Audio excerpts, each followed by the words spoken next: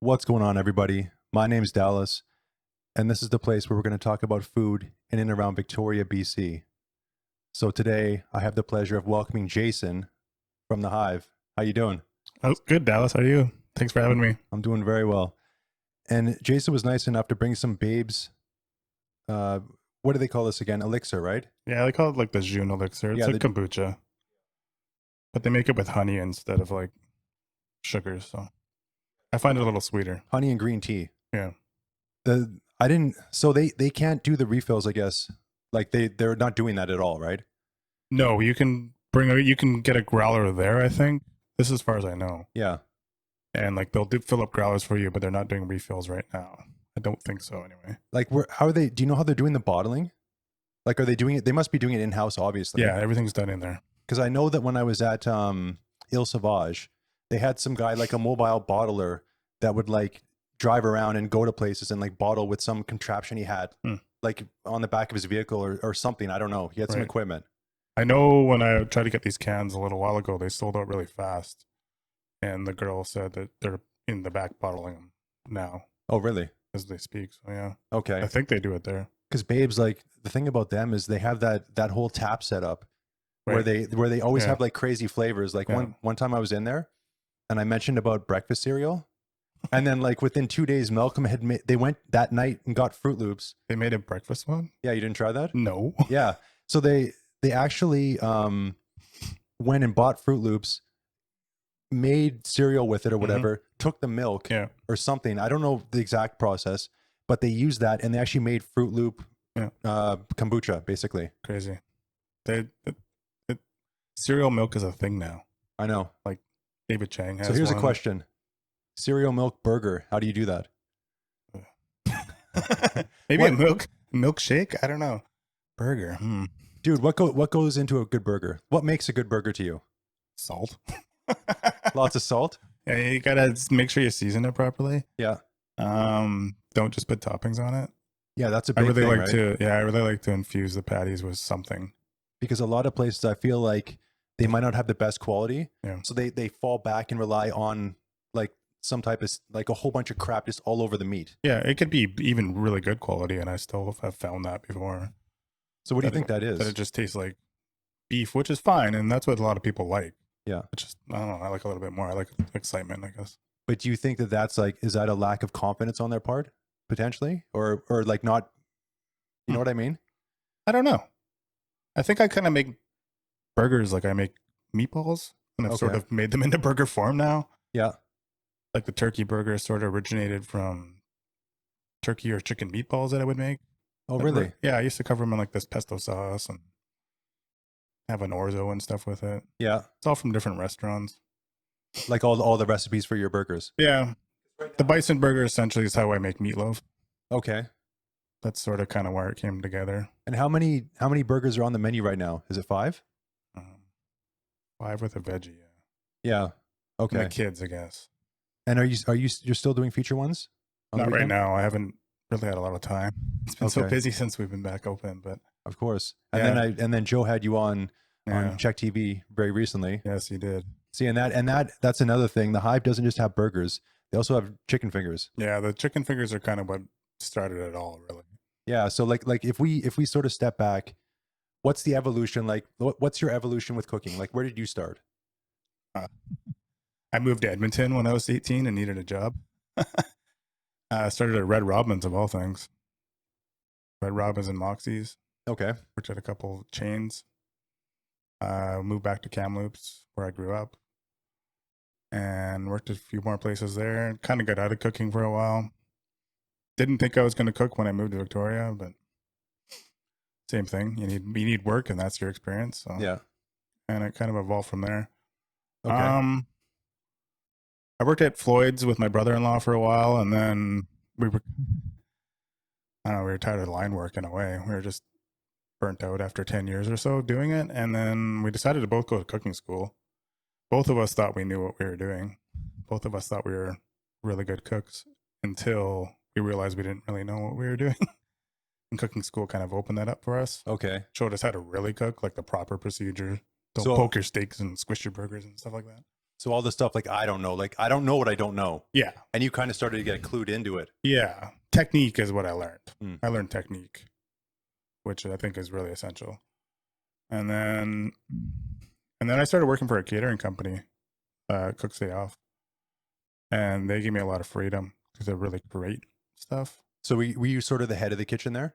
No, I just started off as a regular guy. I made hundreds of sandwiches and stuff a day, and Okay. but we got to make all the casseroles and things like that too. So you just kind of got to play. But the owner let us play around every once in a while. Eventually, she started stepping back, and then that's where I took over. Okay. She kind of made me do her job, and I was able to make whatever I wanted. Because there's still like, Kinda I like know a chef dream. I know people that still ask for certain things that were at Cook's Day Off though. Yeah. Like there's certain items that place was known for. Yeah. And how much of that did you bring to the table? Definitely some recipes. No, definitely some recipes. A lot of the baking was very popular with like the elderly neighborhood, the hospital crowd, across the street.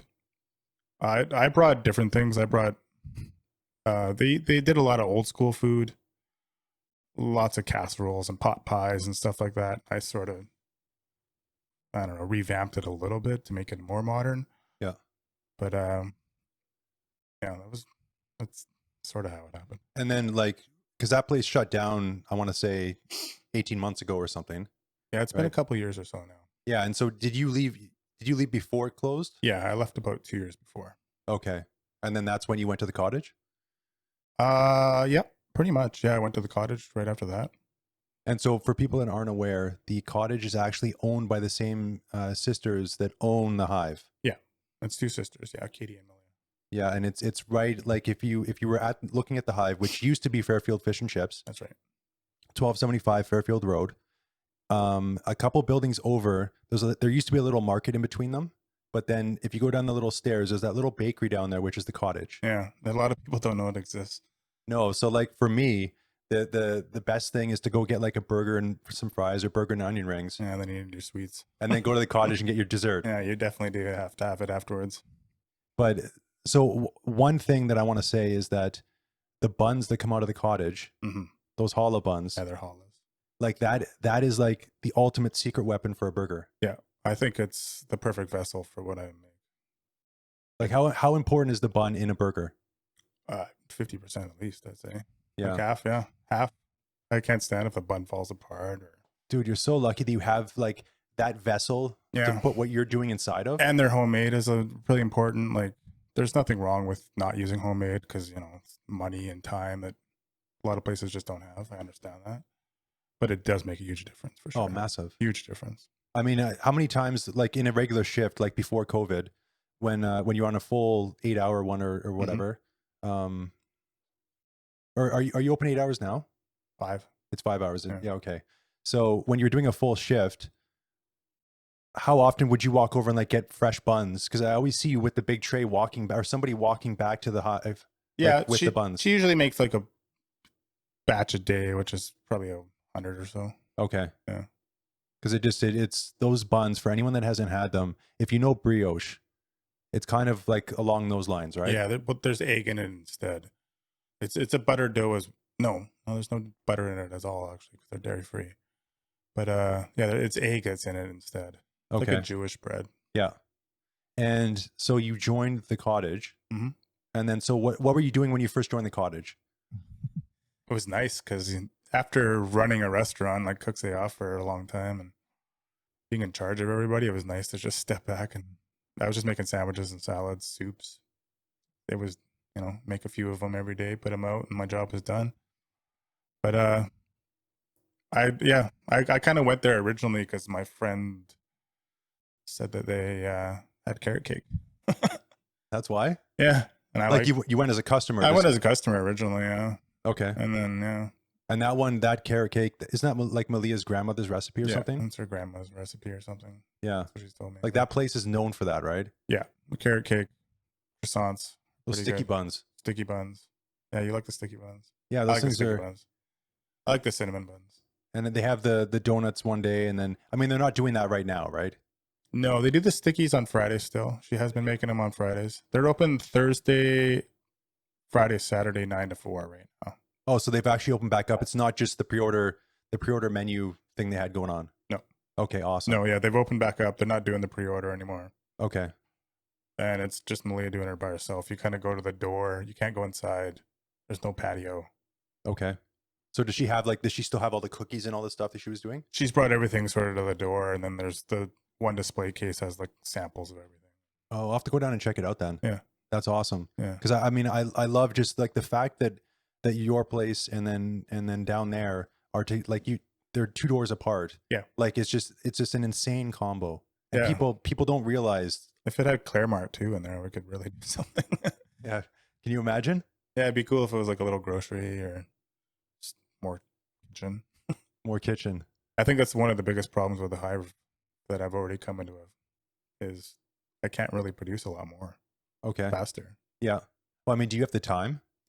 It's more the space. Like there's Really? only 2 of us that can cook back there. Okay. Really. Me and Roy are literally dancing around each other in the peak of it all. And Yeah. you couldn't fit another person there. So basically, if you had more space, then that would allow for more people to be hired. Yeah. Or would you two be able to do more just having more space? No, I don't think so. I don't you'd need another person if we had Yeah. more space.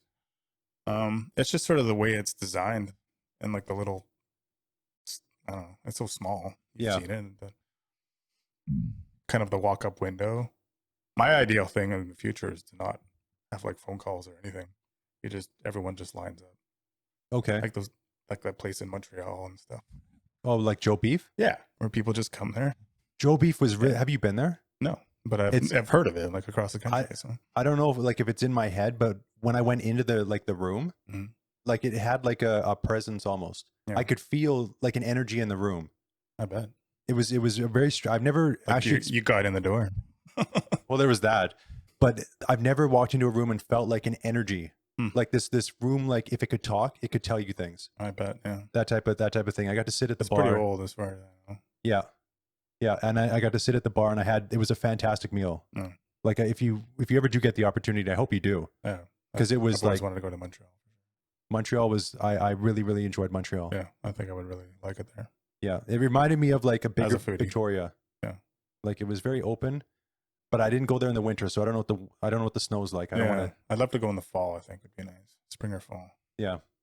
Yeah. I was in October. Yeah. So it was perfect. Yeah. So when you were at the cottage, Mhm. you were doing the chicken fingers, right? Yeah, we did it for paint-in once. And for people that don't know what paint-in is, Yeah, the Moss Street paint-in happens once a year where all these painters, most people in Victoria do know what it is, but all these painters line up and down Moss Street and paint for everyone, and it's probably like 40,000 people that come and check it out. and that's like the craziest day of the year, right? Yeah, For you guys, because you're right there. it was, yeah. Now that we're back open, it's like almost every day is like a paint-in. It's quite crazy. Well, I mean, the word has kind of gotten around. The word has gotten around, so it's a little bit different now, but that's how it started. Is we did it at the cottage once. 2 of my coworkers worked for me at Cook's Day Off and knew about them, so they're like, "You should make chicken fingers," and I did. Of course, everyone started liking them, and then I started making them every Thursday after that. We started off with 1 or 2 kilos, and then it went up to about 7 or 8 kilos every Thursday. Really? Yeah, like about 200 chicken fingers. And was that still selling in like groups of 3? Yeah. So Groups of 3. is it like identical to what you're selling now? Yep. Okay. Except they were pre-made. Like I fried them all, and people would just take them cold. Oh, really? Yeah. Okay. Most people would line up and get them while they were hot still, but they'd sell out throughout the day for sure. And then where did you always have the same sauce? Because you have like a Yeah. ginger sesame or something. Yeah. Sesame ginger aioli, I guess I call it. Yeah. Yeah. And so where did you get that sauce? Did you come up with that? Yeah. Okay. Because the combination of the way you do the breading, I mean, I'm not a chicken finger aficionado, Mhm. but the way you do the breading and the combination with that sauce, it just that's like some next level thing going on right there. The sauce is what everyone loves. Yeah. Breading's pretty standard, flour, egg wash, breadcrumbs. Yeah, but not all breading is that good. No. Yeah. I don't know. Yeah. Well, it's like the onion rings. It's like the onion rings. That's true.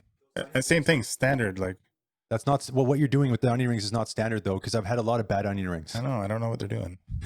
Dude, like seriously, just doing it how you're supposed to. again, for anybody. So what's the deal with the onion rings right now? No, there is none. So there isn't any. No. So people got to wait for those. Yeah. I don't have like my little prep guy anymore because the short staffed and Okay. stuff. Yeah. Because they were still trying to be careful and whatever. But yeah, no onion rings right now. I just don't have time. Okay. People have asked. I might try to do it one day a week. I'll bring fish back before I bring onion rings back because Well, I've sort of warned people, which sucks for them. But yeah. But so that's I didn't realize there's no fish right now. no, I haven't brought the fish back yet either. Mostly because we were just trying to keep it low cost and everything at the beginning when we first opened up. Yeah. For being closed for 6 weeks. And so how is sort of COVID unraveled for you guys? How's it all gone? Like from the beginning, you mean? Or? Yeah, just kind of like opening back up, like how it seems to me that like everyone sort of all the customers were like clamoring for you and then they sort of rushed back, right? Oh yeah, it was like full bore. Like it, yeah. I talked to Matt. I went to Standard Pizza the other day, and he just opened back up last week. Matt, I need same thing for him. Like no advertising, nothing, and he was sold out from 5 to 9:30 in like 20 minutes. Really? Yeah. Oh wow. Like he has a huge following too, and then people, you have that following already, so when they hear you come back open, like they're gonna come full bore, and they sure did. Like I didn't know if I could even handle it with the two of us to keep it going every day. I was like, oh my god, like is this what it's gonna be like all the time? And then you kind of adapt and figure out a new way, and we kind of do 15-minute intervals now, and people got to wait longer. They've been really good about it. Like it's kind of it's a nice compliment in a way. Like when they come to the window, and it's like there's an hour wait, and they don't even blink. They're just like, sure, I'll see you in an hour. Here's my order. That's awesome. So that's nice. It's worth waiting for. Are you finding a lot of people are calling in, or are most people coming to the window? We've tried to just make them call in. Obviously, people are showing up still. Yeah, and we're not going to deny you. I'll just sort of tell you what the position is. It's we're kind of built for it anyway. Like this takeout thing, we probably didn't even need to close, but that's who knows what was going to happen. It was all new and up in the air for all of us. So. Yeah, nobody knew what was going to happen, and we didn't know at the start of this how serious it was. I thought takeout would be closed. Yeah, 2 weeks. Like after they kind of shut down the restaurants, I thought they'd shut down takeout as well. Yeah, within a couple more weeks because I thought it would just keep skyrocketing. But we're lucky here at least. We didn't know. I mean, we're very lucky living on the island here. Yeah, compared to it almost seems like the rest of the world. Yeah, we're in like this little bubble. Like Victoria always seems to be in a little bubble. I think we're like number 2 or 3 in the world for like as far as just how good it is cases and how good we had it. Yeah, no, it's absolutely amazing. And I mean that's one of the things where like when I was doing these podcasts and I was planning to start doing this, I was just going to do them over Zoom. Yeah, but I mean when we can do them distanced, and with how it is, it seems to be fine right now where it's okay to do. So Victoria's pretty. Seems like it's open for business again as far as I can see out there anyway. Not like all the places, but a lot of people anyway. Yeah, of course. One thing, the chicken burgers. Mm. Dude, the corn, like, is anyone else doing cornflake chicken? I haven't really seen anyone else ever do that. Did you come up with that? No, my grandma. Oh, so it's a grandma thing. Yeah, my grandma, she made cornflake fried chicken when we were kids. Okay. It was just fried chicken. Bone in and stuff like that. I don't think you ever got breast. No. And then that's what I grew up with. There was no sauce.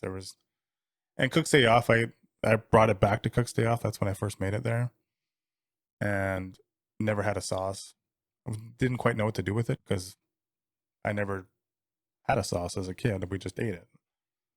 But it sort of needed something. I tried spicy honeys. I tried other things. Sort of made the ranch one day. And that was it. And what's your favorite burger that you prepare? Well, I do like the cornflake a lot. Yeah, but I think the sweet and sour pork it's my favorite. I think just for overall taste. Well, there's so much flavor in that. Yeah, there's a lot going on with the bacon pineapple chutney, and then that same sauce as the chicken fingers. Because when you're doing it, like there's not an overabundance of sauce on it, No. but the amount of flavor that's in that burger is like through the roof. Yeah, I put lots of stuff in the patty as well. Plus the chutney really does something as well. And These so are all just things I just made up one day and sort of stuck. just one day, let's just come up with some stuff. Yeah, working in another place, I had to make burgers all the time. And how long does it take you to, like, when you come up with an idea, to be able to actually like get it to the state where you can start serving it? How long does that take when you've tried? Like, and is there stuff you've tried that just didn't work that you're like, oh, we can't do this? No. I always try to make it like I kind of have that general idea of what it's going to taste like in my head. Yeah. I don't really use recipes, so I just sort of make it up, and it is what it is at that point. Every single time, yeah. Really? So you just I get an idea, think of it, try it, and then that's sort of good to go. Yeah, most of the time when I've made like most sauces or anything, I've never always people always think it's really consistent, but I'm not always consistent really. Like sort of like memory and feel and touch and taste. But it doesn't take me very long to make up a new thing, I guess. Maybe I think I've kind of done as much as I can of like creativity, and now I need to really think outside the box to make do burgers. Like I've done, so many different styles. How many different ones have you made? Like different features, would you say? Probably 15 or 20, which doesn't seem like a lot. A lot's have been brought back. Yeah, like the chicken parmesan. I know the one I want about 6 times. The one you want is still only happened once, right? It has only happened once. Yeah, and I should bring it back first. For anybody listening, it's the red Thai curry pulled pork burger. Yeah, pineapple salsa, sweet chili lime coleslaw. And so lately, it seems like you've been on a bit of a tear looking for breakfast sandwiches around the city. Yeah, that's been a thing, right? A little bit of a search. I'm a foodie too, right? I want good food always. So yeah. No, I like breakfast, and especially you can't really sit down in a lot of places now anymore. I usually go for a Benny as sort of my go-to, but I do appreciate getting a breakfast sandwich. Yeah, because like, what places have you gone to recently and been trying those? I mean, there's Ruth and Dean, obviously. Yeah, Ruth and Dean is like been a big one since I tried it downtown, and then I really like Marta Cafe. I'm kind of addicted to that one. I've probably had it at least 10 times since COVID. Since COVID, you've had it that much? Yeah. Oh, okay. Yeah, I'm not joking. Yeah, because they have like is it a tomato? It's like a smoked tomato. Yeah, jam, I guess you'd call it. Yeah, it's not sweet, but it's like little smoked paprika and stuff. It's deadly. So good. They sell it by the jar too. Oh, do they? Yeah, I was talking about it last time I was there, and they said, "Oh yeah, every staff member has a jar in their fridge." Because I think my memory of that one is the burger itself, or the breakfast sandwich. It's a little bit smaller than a lot of the other ones, but the flavor profile, and it may have just been the time I had it, but the flavor profile was way more.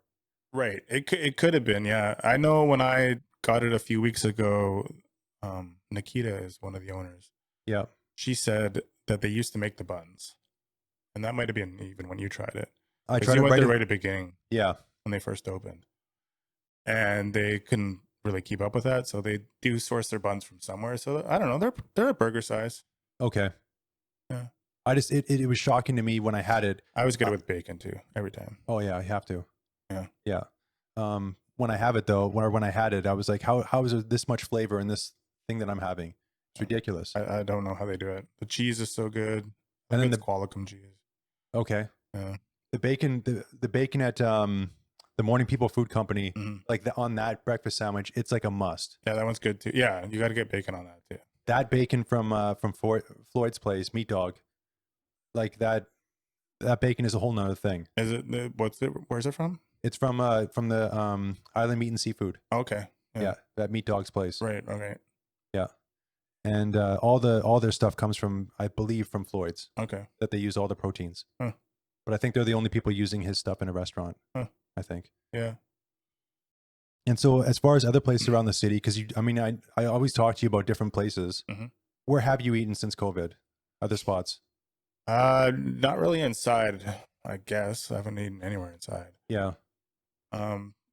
We kind of have our standards, which is me and my wife are kind of go to the things we love the most repeatedly.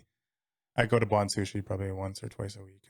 The Oak Bay one? Yeah. Yeah. A little secret hidden gem that is already busy enough. Like people wait there for an hour, no problem. Do you ever go to the candy store across the street? It's gone. What? They closed. Oh, really? Like probably 6 months or so ago. Oh, okay. I love that candy store. Well, I used to go there and get the flake bars. Yeah. Like the Cadbury, I think Cadbury flake I bars. get bonbons or whatever in there. Yeah. Yeah. My waist size shows it.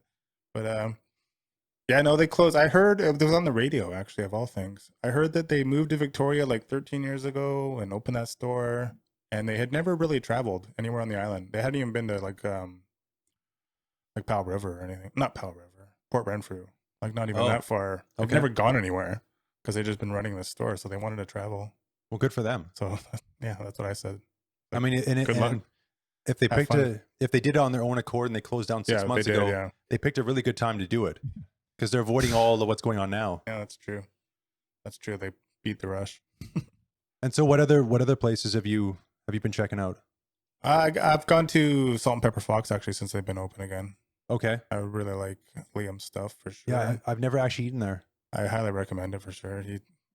His breakfast sandwiches are also to die for. Do they do the bread in house? He makes his own little English muffins, which I think is the same as the sandwich ciabattas. Okay. I'm not sure on that, but yeah, they're all homemade. I know he never used to, but same thing. He decided it's only better to make them homemade. The sausage is homemade on there. Really, really good. But for the tuna soba noodle salad, if you can get one of those in time, that's the thing to eat. Do those sell out? Yeah. It's like really, I don't know what he does. He likes, oh, it's so good. Okay. I'm in love with that salad. Okay. And I'm really wanting to go try Hank's. Yes. One of the burgers they're doing. Yes.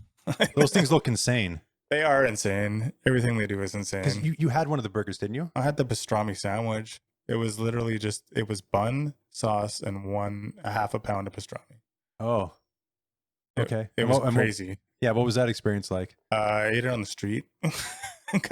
You weren't allowed inside, and it wasn't going very far, so I ate it on the side of the road, and it was amazing. Yeah, it was very good, as always. Everything they do is good. Yeah, Hank's. I do want to go. I'm probably going to Nowhere in the next week or two. Normally, they're a little bit more refined in their dining. Well, not really refined, but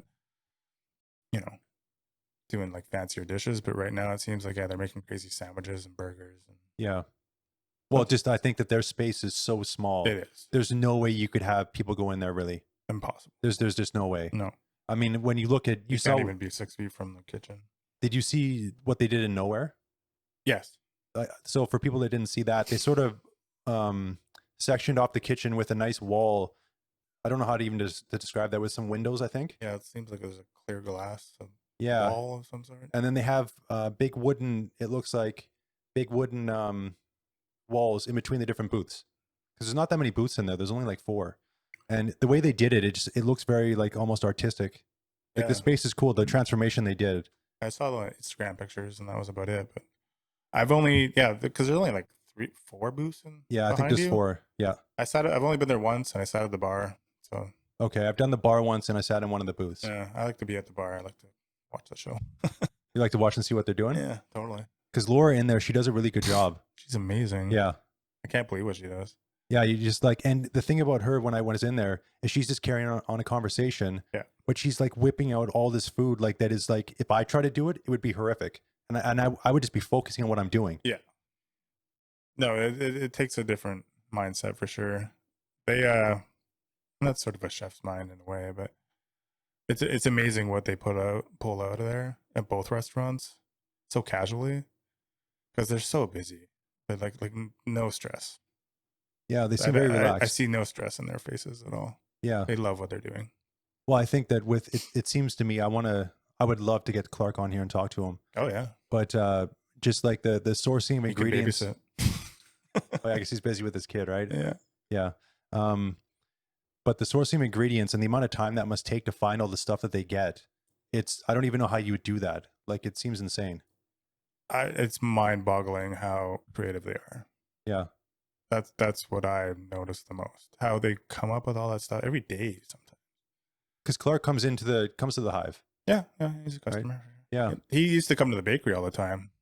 That's when I first noticed him. I'm like, I'd be in the back and I could always see everybody come in. I see every single customer. Yeah. I'd be like, "There's Clark. Like, I know that guy. That's the guy who runs Hanks." Dude, going back to the cottage, I love the cheese bread. Yeah. That they do down there. They started that. Yeah, they never did that for a long time. They only started that about a year ago. Really? Yeah, it was like they had another bread. I don't remember what it was now, but anyway, they had another bread that wasn't selling as well. Oh, I think it was a raisin one, raisin walnut or something, and they didn't sell as well, so they started to switch it up and made that one. Do you ever think that there could be an opportunity to do some type of feature, because they're making all these breads and all this stuff, like make like maybe a feature at the Hive on some other type of thing other than the bun? Yeah, just got to convince her to do it. We can do that. Then we can do it. Yeah, like have one with like cheese bread and then something in between that. Yeah, we could probably do something like that. That would be amazing. Yeah, I've always wanted to do make my own pita of some sort too, and do like donair falafel wraps and things like that too. Oh, please do that. But again, I want to home make it. Yeah, they need to do it, and they're so busy as well. Yeah, it's we're such a small like staff that I don't think people really realize. Because like right now, so there's you, Rory, Malia, and Malia is doing the front at dinner. Yeah. And is that's it? Between the two places, is that it? And Malia and Katie are the only ones at the bakery right now. Okay. Oh, they do have Madeline. She's coming in baking a few days a week or something. Okay, so essentially there's 5 people. There's no front staff. Yeah, she's there all day long. Really? 12, 14-hour days. Wow. Yeah, the amount of dedication with COVID and just making things just work. I can't imagine the amount of pressure and what that must feel like as a business owner. Yeah. Yeah, I'm glad that she did make it work. Like, who knows what could have happened. Yeah. For how long we were closed and stuff. It's not easy to close for 6 weeks for anyone. Yeah. And yeah, I guess it never crossed her mind once. So. That's amazing. I mean, they're dedicated to keep it up. It's been open for 7 years at the bakery. And there is quite a following, right? Yeah, and there could be even more. She's got to get in social media. Actually, that is true. The cottage Instagram account has not been updated in like 2 years. Well, Lydia is the last person who did it. Okay. And anybody who goes to the cottage would know who Lydia is. But she left back to Australia like 2 years ago, probably. Yeah, the last picture I think is a picture of like some pasta salad, macaroni or something. Salad. Yeah. And that's from like, so every time I tag the account on Instagram and they go up a bunch of followers, I'm like, I wish there was new content so people would drive in. She doesn't know how to really do it very well. She needs a staff member to kind of take over. Yeah. It was the same with the Hive.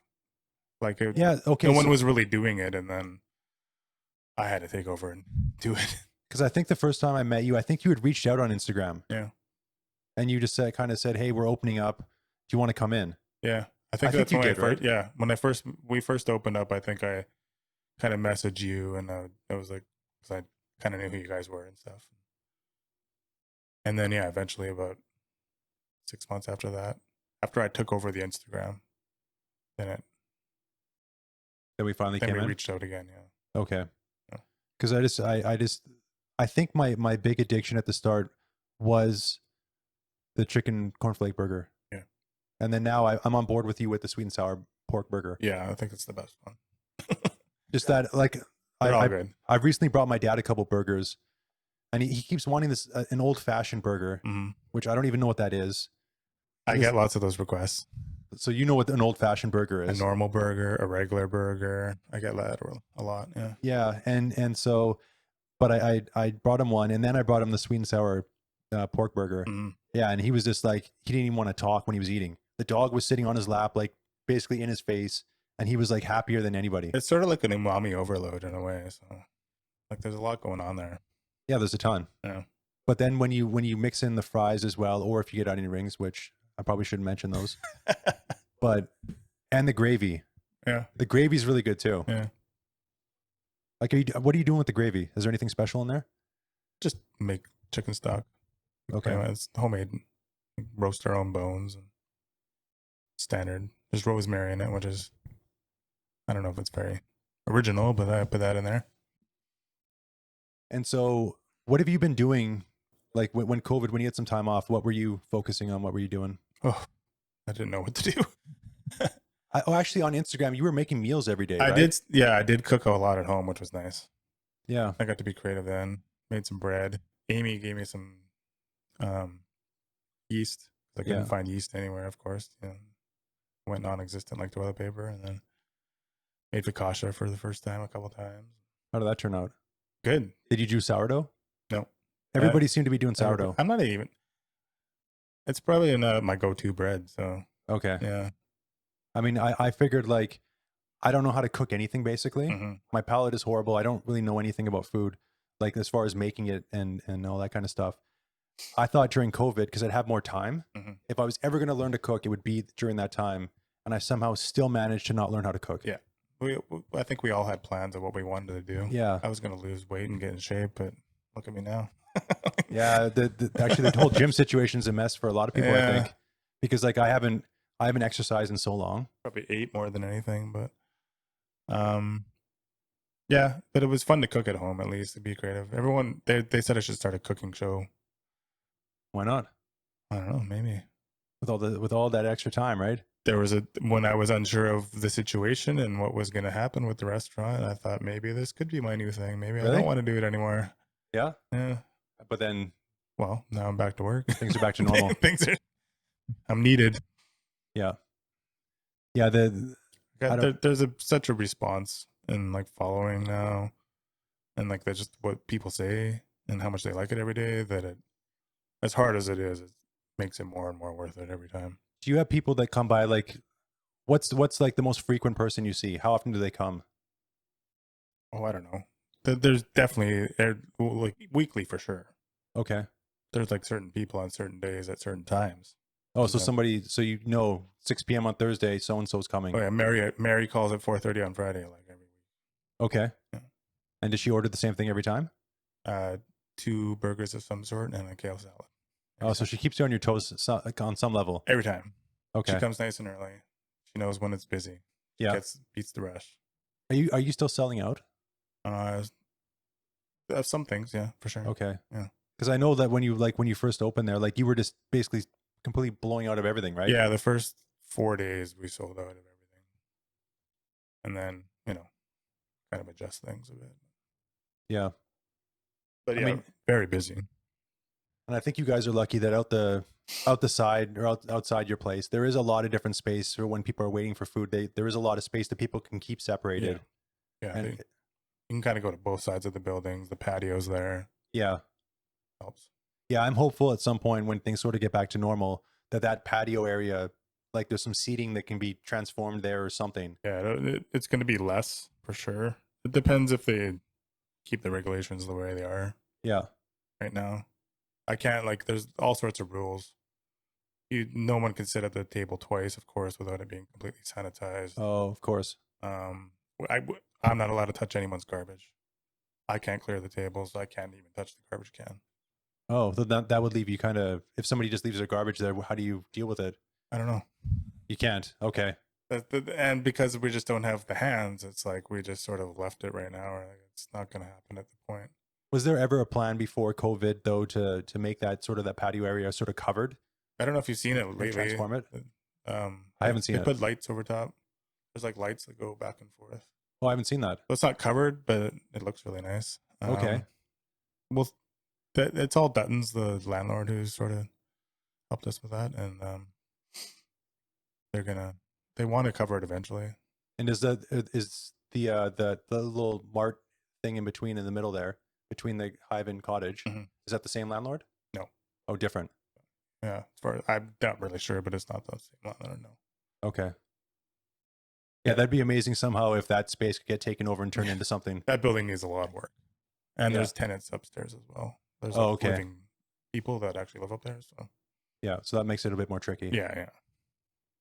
And so, if you look at this year versus last year or the year before, or whatever, with the Moss Street Market, mm-hmm. do you still get a lot of people coming from the market like on Saturday mornings? Yeah, to the Hive. Oh yeah. Has there been a change in that way? Saturday seems to be the day where I get everyone that hasn't been there before.